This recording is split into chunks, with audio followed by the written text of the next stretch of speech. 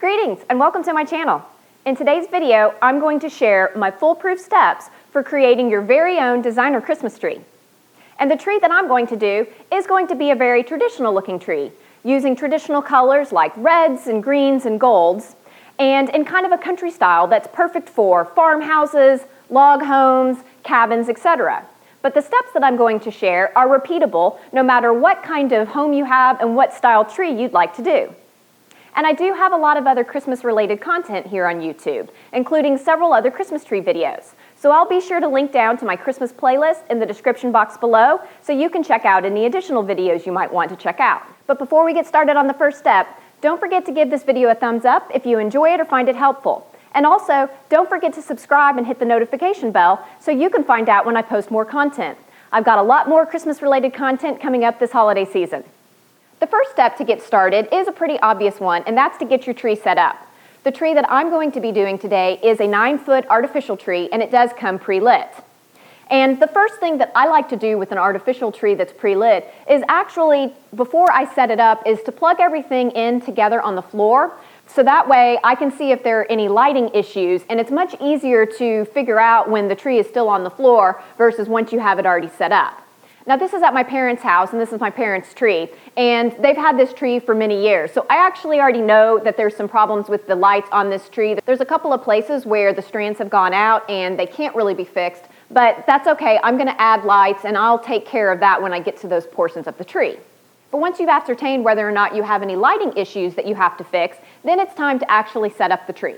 And what I like to do is set it up section by section. Now I actually already have 2 sections put together here, and that's just because the design of this tree, the main cord for all of the lights is actually on the second section. But when I don't have that situation, I actually like to only have 1 section put up and work with that section before I move on to the next, because it's just less stuff in my way to have to work around.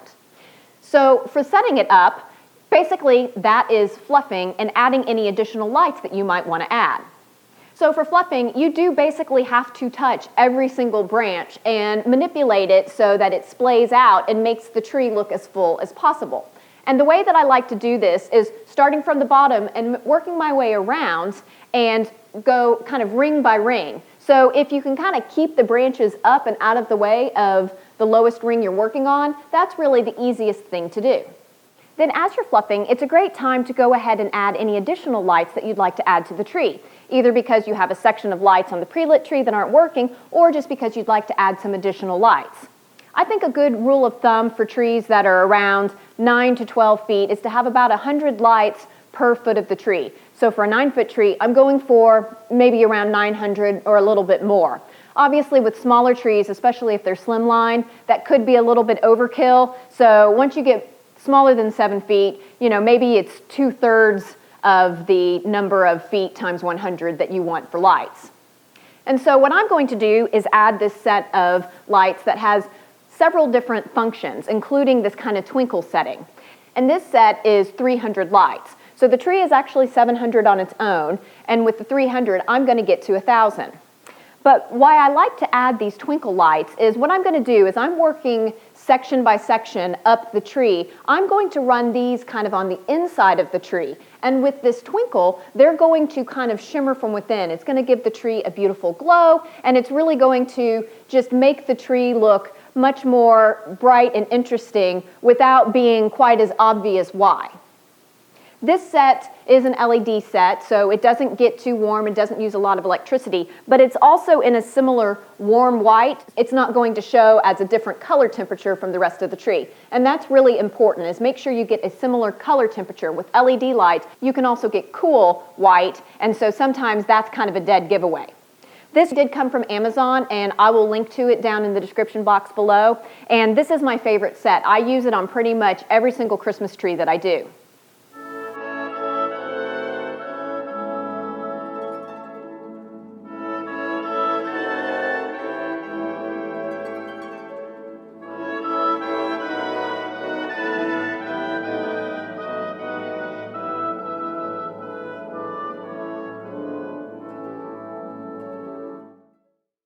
Now that I have the tree pretty well fluffed and all of the additional lights on, now it's time to move on to the next step.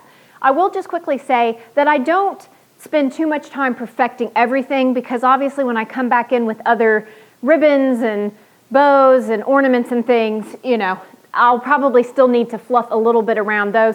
And I especially didn't bother a lot at the top because of the kind of tree topper I'm going to do. So this is just giving me the overall shape and pretty well getting everything kind of evened out. So for me, it's a toss-up what my second step is. It kind of depends on the tree. Most of the time, I actually work on the tree topper next, but for this specific tree, I'm actually going to do the filler next. And so I'm going to use two different things for fillers.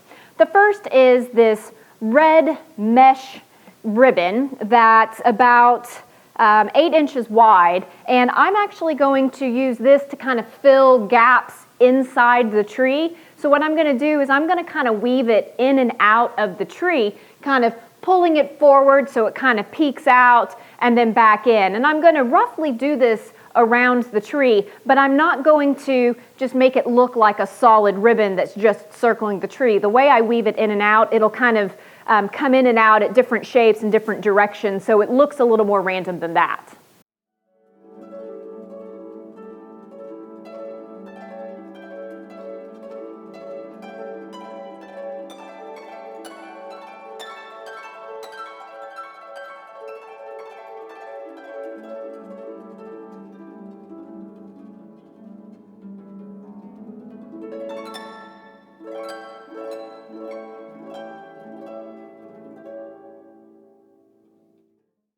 And then the next thing that I'm going to use is this Grapevine Garland. And so this was actually, I think, about 15 feet originally, and what I've done is just cut it into smaller sections to make it more manageable. I've also kind of pulled the garland apart into several different sections, so it's a little airier. I don't want just a solid chunk of something winding its way around the tree. I want it to look a little bit more organic. And that's why I'm using the grapevine, is because that is bringing in just a little bit more of the earthy feel to this tree. Obviously, it's a traditional tree, but it's going in a log home, and so I feel like the grapevine helps. And so don't be worried about taking garland and cutting it, whether it's grapevine, ribbon, etc., and cutting it to more manageable lengths if that makes it easier to use. So just one word of warning, this grapevine is very, very messy, so just be aware you're going to have a lot of cleaning up to do if you use something like a grapevine garland.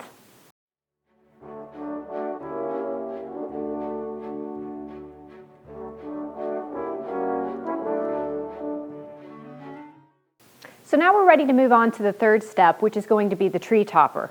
And I think the thing that really elevates a tree and makes it look like a designer tree is to do a very special tree topper. Nothing wrong with a simple star or a nice angel, but that really doesn't make a tree look very customized. So what I like to do is have a little bit more intricate of a tree topper, typically things that involve both sprays and bows, so that it not only adds several different textures and layers up at the top, but also a lot of times adds a little bit of height. And because this room is actually so much taller than even the tree, I've got plenty of room to add additional height. So what I'm going to use are a few different things. First of all, I've got these bows that I'm going to use to circle around near the top. And I've got 4 of these total. These are bows that I just made myself, and I do have a tutorial on how to make your own bow, so I'll link to that down in the description box as well. But I'm going to first circle these around the tree and kind of tie these in. And a lot of times I use pipe cleaners to tie things to the tree, whether it's ribbons or ornaments or the tree topper sprays or something like that. Next, just to add an interesting focal point to the tree topper, I'm also going to tie this ball right at the bottom of one of the bows at what's considered the most front of the tree. And then to stick out the top of the tree and form kind of a spray coming out the top, I'm going to have 3 different stems. The first one is this very long red berry. It's covered in red glitter. And so this is going to give me a lot of height and give me kind of the desired spray effect at the top. And then I've got 2 additional ones. This one I'm going to do a little bit lower down, closer to coming out of the ribbons. And this is just a lighter green glitter. And then I've got this one, which is actually made of beads, and so it kind of has a nice drape to it. And so I'm also going to do this near the green, and then a few actually coming out underneath the tree topper down, right at the top of the tree coming out, just to give a little bit of a cascading effect. Now it can be helpful to go ahead and fashion some of the sprays together before you actually put it up on the tree topper, or you can just stick them in one at a time. Really the preference is you. It just kind of depends on the tree and my mood as to which way I do it each time.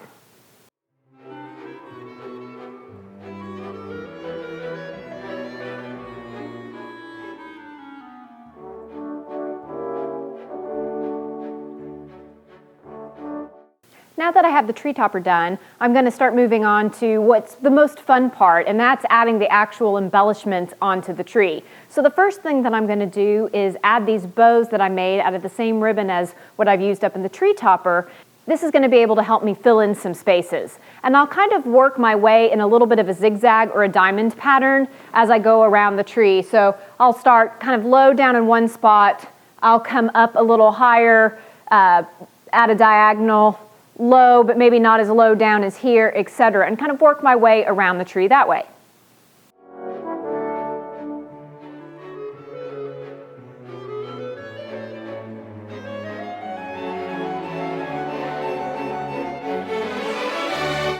Now for the ornaments. And so I have a couple of different types of ornaments. The first type of ornaments are more what I would call my filler ornaments.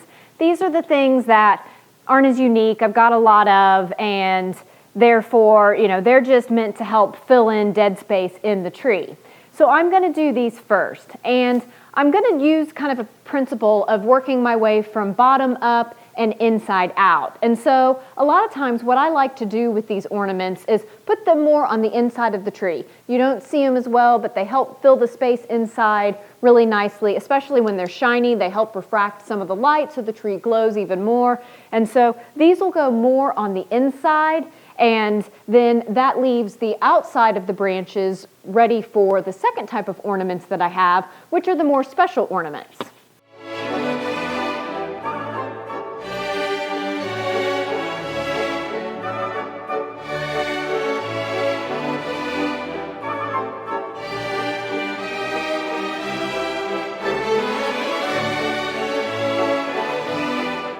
And for this tree, the ornaments that I'm using are these cross-stitch ornaments that my mom actually made back, I think, when she was pregnant with me, so several decades back. And this just adds a nice hominess to the tree because they're special, meaningful ornaments because my mother made them, and they're also kind of the old-fashioned look, which goes well with the tree.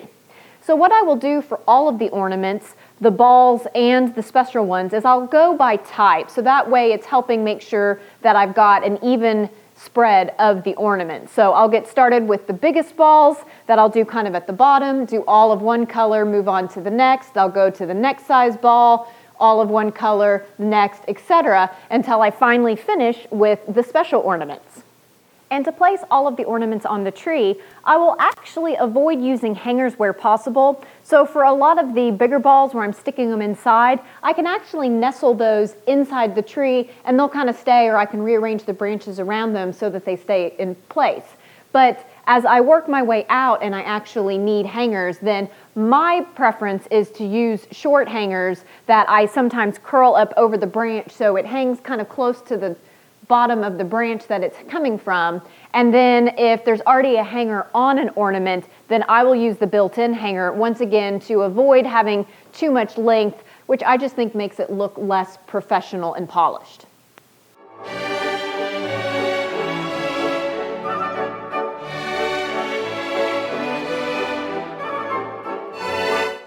Now I've got all the ornaments on and we are almost done. So the next step is to take a step back and survey the tree and see how you like how everything has come together. So I've been doing this a bit as I've been going along and making some tweaks and some rearrangements and things, but it is helpful once you've got everything done to do that and really take a step back. So I'll go ahead and do that, and I think I'm also going to use this as an opportunity to go ahead and clean up a little bit before we come back for our final step. So now I've got the tree pretty much done, and I've also got the space kind of put back in order. So now the last thing is to finish out underneath the tree. And so I already have the tree skirt underneath the tree, but the other thing that I like to do is I don't like to see a bare tree skirt, nothing under the tree. And so I like to add some embellishments. And so I have a couple of different options I'm going to play around with.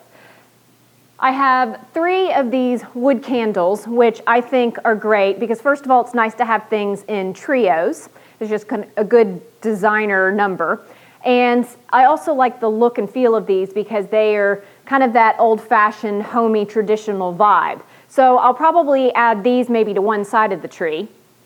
Then I have a couple of topiaries here that both came from at home, and they coordinate, although they don't match. And with that, I've got this angel made out of a grapevine or something that my mom's actually had for years, and the 3 of those things have a tendency to work well together. And then my parents also brought back this Santa Claus from Scotland when they went for a trip, and so I'd like to be able to incorporate this in as well, just because this is something that's meaningful to my parents. So I'm going to play around with each of these things and see how the tree comes together.